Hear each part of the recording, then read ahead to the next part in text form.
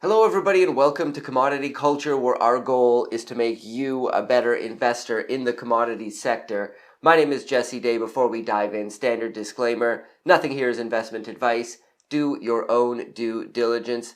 And today I am welcoming the Vice President of Exploration for Forum Energy Metals to the show, a company focused on the discovery of high-grade uranium deposits in the Athabasca Basin, Saskatchewan, and the Thelon Basin in Nunavut. It's Rebecca Hunter. Great to have you back on the show. Thanks, Jesse. It's really nice to be here again. Yes, good to see you. And I want to start off with a broad question, as I do with all guests, just to get an idea of where your head's at when it comes to the uranium sector as a whole. What are the main themes and trends that you're watching right now when it comes to the uranium market that you think more people should be paying attention to?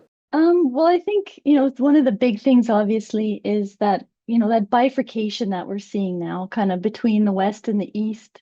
Is you've got, all the different geopolitics now and kind of, a bit of more conflict where, Iran, for instance, and Niger and stuff like that. So just supply security is, I think, a big thing. It's a big thing I think about.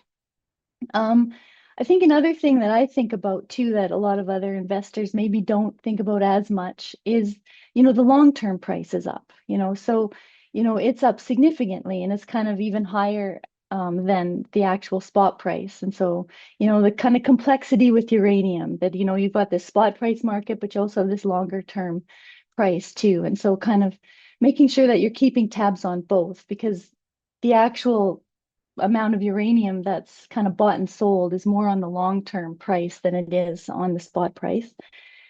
And I think, the bigger thing overall is that supply deficit. And so, you know, I went to the IAEA kind of URAM kind of conference a few years ago, and they talked a lot about that. And really the supply deficit starts, as early as 2030.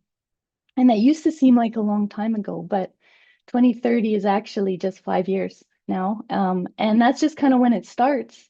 And a lot of the mines that we know that give the supply that we know of, like MacArthur, Cigar, the Canada stuff, as well as Kazakhstan, that starts becoming very depleted by 2040. And so I think besides all the other sort of things that we need to think about, with, the climate change, we're going to have, we want to have more reactors, the kind of geopolitical sentiment again for reactors, the supply deficit is really the bigger story here. Yeah, I absolutely agree with you. And good point about the spot and the long-term price, because I think most investors just follow the spot price, which is actually a very thinly traded market. It's not a large market at all. And I think the long-term contracting price is the one that most investors should be paying attention to. That market also very opaque because a lot of these contracts come with non-disclosure agreements attached to them. So it's very tough because unlike other commodities like gold, silver, oil, for example, you get minute to minute prices from futures contracts. Uranium, there is one futures market and it doesn't work. It's not. I've spoken to Michael Oliver recently, who actually does somehow use the uranium futures price to track, to keep tabs on things, but most people aren't able to. It's also a very illiquid instrument. Um, we've seen fairly low sentiment though in the uranium space recently, and I think that's been exacerbated over the last couple of days. We saw a big collapse in uranium stocks. I think this is par for the course, and I wonder if it was related to the DeepSeek news, this news of the Chinese AI that kind of rocked market participants. And part of the story behind nuclear was AI, but that's a much more recent development. For me, that was more of a decade out story potentially, that we were going to use nuclear to power AI data centers. But nonetheless, the market did sell off, and uranium investors were already despondent on social media. Now, I was talking to Rick Rule recently at the Vancouver Resource Investment Conference, where I also spoke with you and your CEO, Rick Mazur, and Rick said that he loves it when he sees these despondent people on social media and that he views it as a buying opportunity. I'm wondering what your thoughts are on the sentiment in the space right now. Yeah, no, it is low, and it's unfortunate because it's kind of funny. Like I think junior explorers have been a buying opportunity, for since, even the last collapse there. So over 10 years, we kind of had a bit of a bump there when the uranium price rocketed up. But the actual junior explorers actually haven't seen a lot of that love. The developers did, and Cameco, the producers did. So I guess I find that funny about the buying opportunity, because we've always been a buying opportunity because we haven't really seen that price bump. But yeah, the overall, I think it still comes down to that supply deficit. And yeah, the sentiment, again, we have all these things. We got climate change, we got AI data centers, we got SMRs and all these things. But in the end, all that's, like you said, it's in kind of the 10 years from now. It's actually not what's built into those supply deficits. So when you actually go to the WNA website and you actually look at the supply demand charts, AI, SMRs, all that kind of stuff is actually not built in. It's just kind of the power we need now, kind of based on very reasonable and almost modest sort of projections. So that's kind of what I feel about that. Yeah, it helps to focus on the long-term fundamentals instead of getting caught up in the day-to-day price action, I think.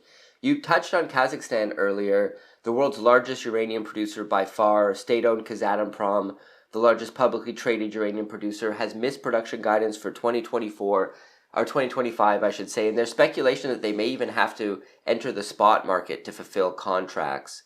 Add to this their close relationship with Russia and China, the possibility, perhaps, that their uranium production will be mostly directed to those nations seems to be very real.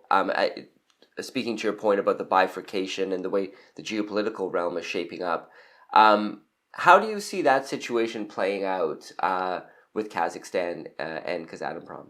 Yeah, well, it's quite interesting because I think the days of kind of exploring and producing in these eastern regions, especially for obviously, public companies in the West, is possibly coming to an end. Like or at least at the very least, it's going to be way riskier than it was.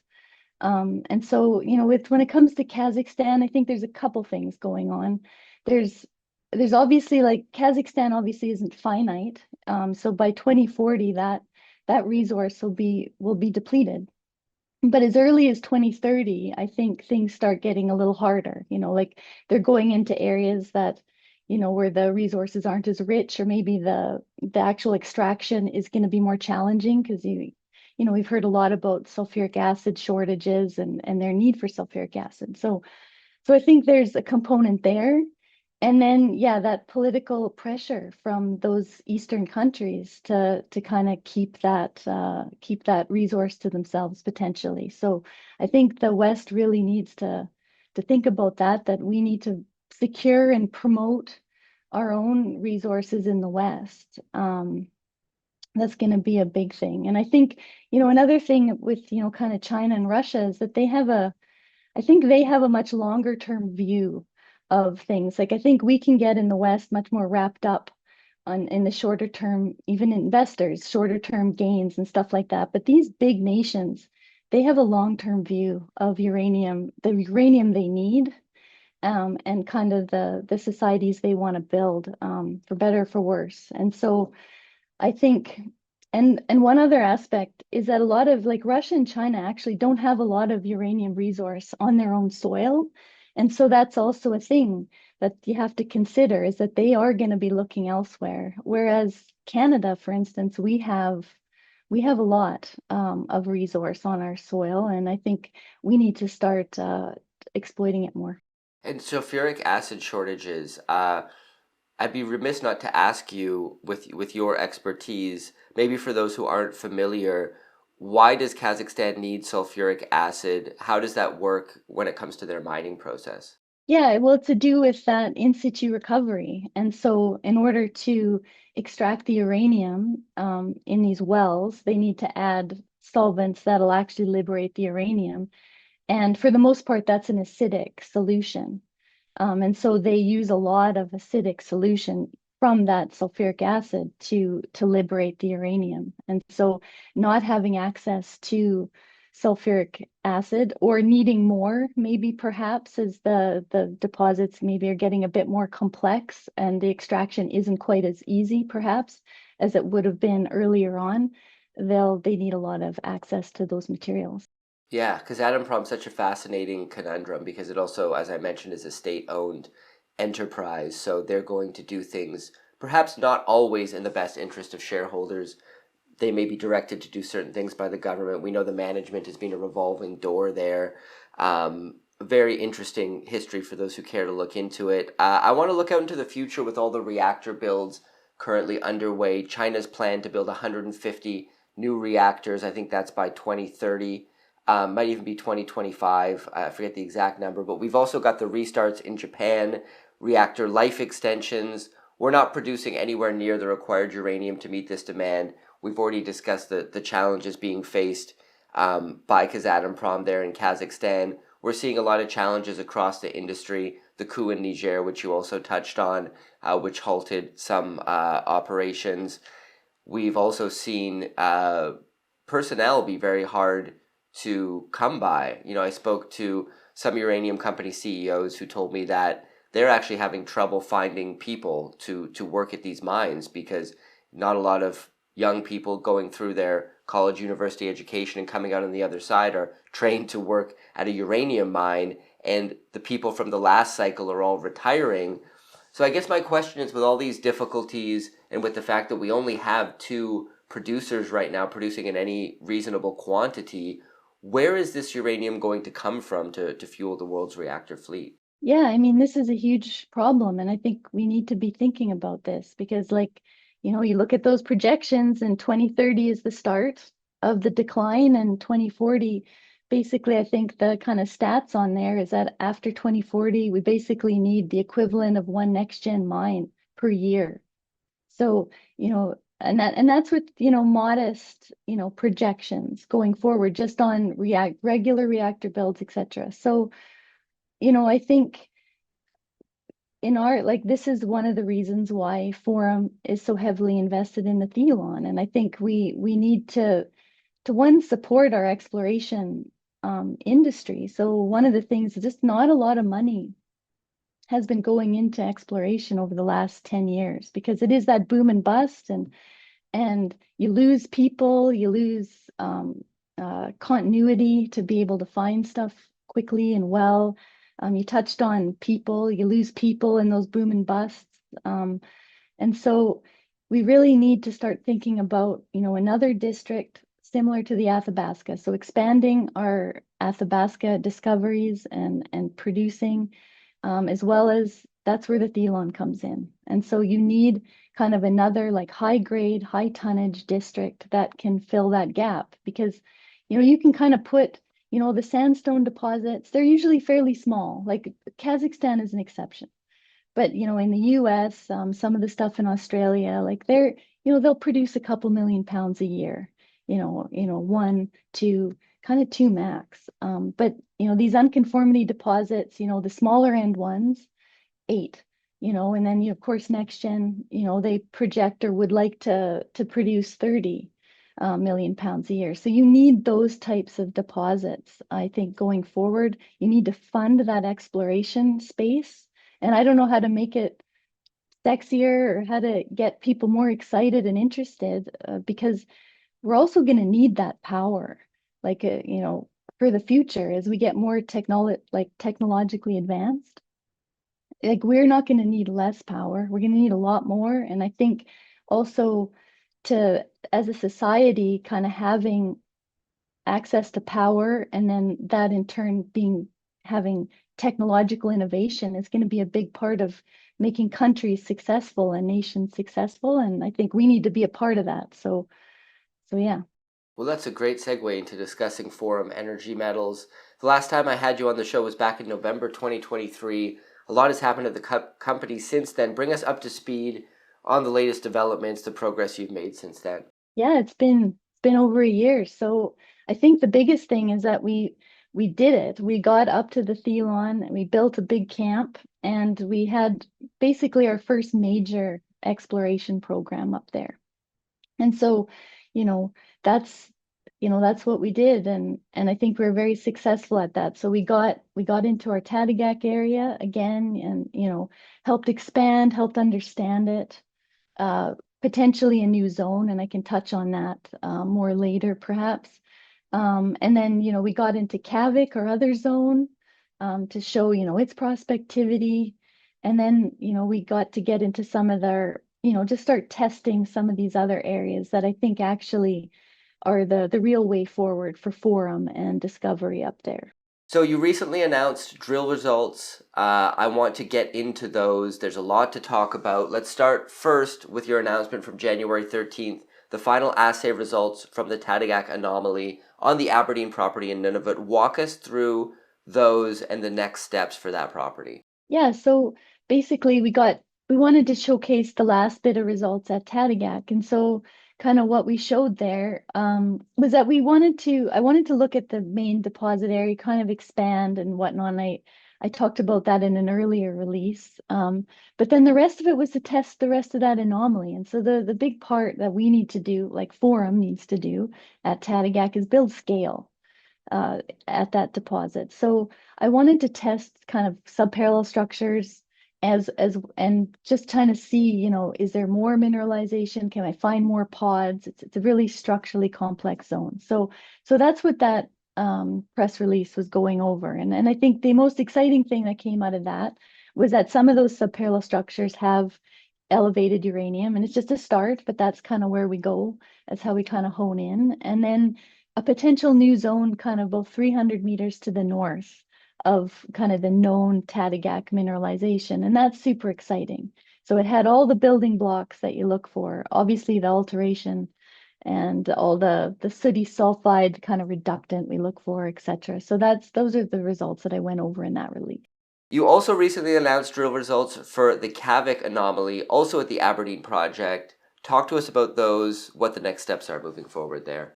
So yeah, the Kavik zone is another mineralized zone that we have. So at Aberdeen, we have Tatiggaq and Kavik, and in 2023 we didn't get to Kavik. This year we did, so I got 2 holes into it. Just wanted, it's near the end of the season. Just wanted to get some information in there, kind of drill again at a bit of a different angle, to kind of from what we know now with those zones to hit kind of all the multiple lenses. They're all really steep, very much like kind of the Arrow deposit.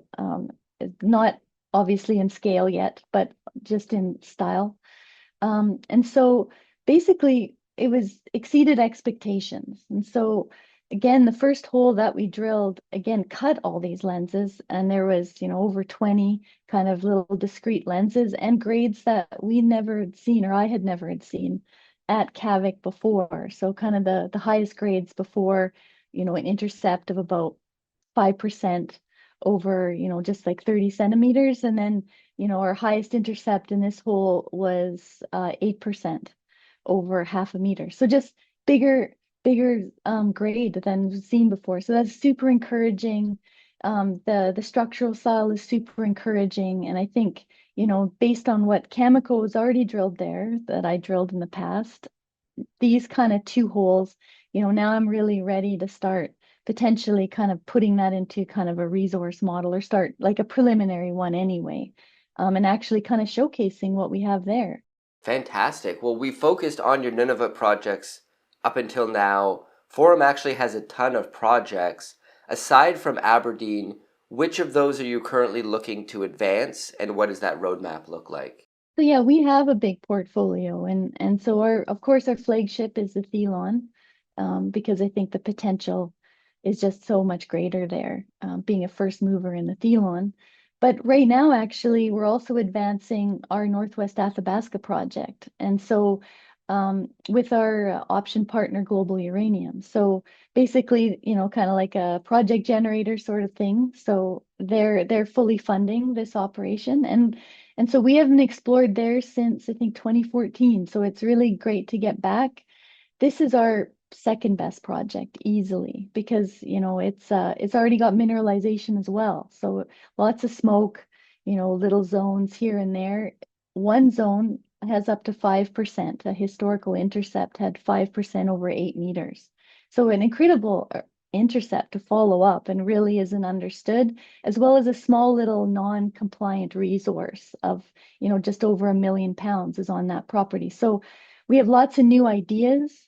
I've got new eyes on it. I'm on it. I have my little geo team. We've got expertise from the past as well that's kind of helping us, and we're really excited to be getting in there again. And so that's this winter. We're hoping we're starting up right now, and by mid-February we should be drilling, and hopefully we can get about 2,000 to 3,000 meters completed this winter. And I would love to hear from your perspective as VP of Exploration, what are the main geological features of the project in Nunavut, or anywhere else, but I think I'd like to hone in there, the things that have you most excited. Maybe if you could explain and break down as much as you can in layperson's terms so that the average viewer can maybe try to grasp it, because I know it can be tough to dive into the geology, but what has you most excited there in Nunavut? I think the most exciting thing, it's like the geological underdog. No one really wants to accept that it can, have the same potential as the Athabasca. And to me, it's just screaming that it is.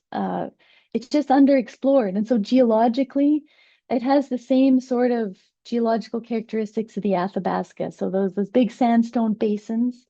Again, they're not all over the world. Like there's only a few areas of the world that have these type of big basins that are of that similar age, 1.7 billion year old rocks.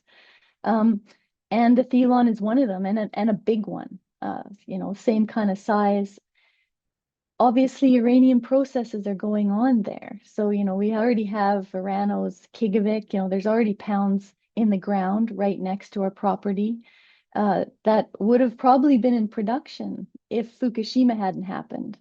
Kind of just that market downturn just kind of killed that project and put it on care and maintenance for now. So I think, and some of the stuff, and we'll highlight that when we finally release our last results in the coming weeks. But I think some of what we've discovered in kind of our blue sky targets, so these are targets that are kind of looking more for those traditional unconformity deposits. So right now, Qavvik, uh, Tatiggaq are these basement hosted zones. But we're also in the areas that I want to explore more. I also wanted to explore more back in the Cameco days, but I ran out of time, is where you still have the sandstone and you're really targeting that unconformity, that contact between that sandstone and the older rocks. We have some really good results in those areas where it's basically showing that the processes are there. So the clay alteration and the geochemistry that really is a part of those types of deposits is there. And so that's what I'm most excited about. Fantastic. Well, I'm wondering where you see Forum fitting into the uranium supply chain and the growing need for nuclear fuel in the years ahead. When about do you think these projects could end up producing? Obviously, still very early days, but just a general timeline. Is the company hoping to eventually move into production yourselves, or are you open to being acquired by a bigger player along the way? Okay, well, I mean, I think to start, I think the big thing is that we're exploring what we believe is a tier one district that has the potential to host, those types of deposits, just like the Athabasca that have the, 8 to 20, million-pound sort of targets per year, that can actually produce 8 to 10 million pounds a year sort of thing. And that's the kind of district we're exploring. And so I think, and that's what's important to go ahead. We need those types of deposits to fill that gap, that big gap that we're going to start seeing as early as 2030. Um, and then as for kind of the bigger picture, like where we fit in, I mean, first and foremost, like we're just explorers right now. We need to build scale. I need to basically prove, uh, my thesis that the Thelon actually has those types of deposits, and I think I can do that with some more, obviously more money and more drilling, because everything points to it. It's just a matter of getting that critical mass of exploration. Um, but going forward, it would all depend on the market. So, obviously, Forum's not, we're not a developer. We'd have to be a totally different company to take on that. I'm certainly not. So we'll just have to see kind of where it goes. I mean, first step is I need to discover, Forum needs to discover and really put the Thelon Basin on the map. Fantastic. Well, before I let you go, is there anything else we haven't covered or anything you want to emphasize to potential shareholders of Forum Energy Metals? Yeah, I think the big thing is I want to leave everyone, kind of just that Forum, we're just starting. Like, I mean, it's just the beginning. And I think there's a huge opportunity here to be a part of a company that's, at the ground floor and be invested at us at this level. Like we're just starting out. This is a new district, but it has really big upside. And I think that's our strength. We're a first mover in a very prospective area.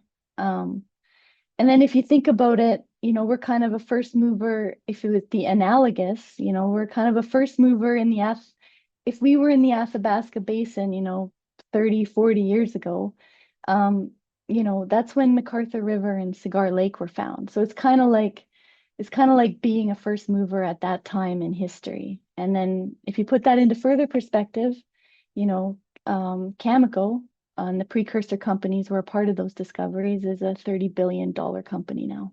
Fantastic breakdown, Rebecca. Very much appreciated the conversation. I will be putting a link in the description below to the Forum Energy Metals website as well as social media for people who want to follow the company. Thank you so much for coming on the show and sharing your knowledge with the audience. Thanks, Jesse. It's great to be here. Commodity Culture is a series on commodities and natural resources.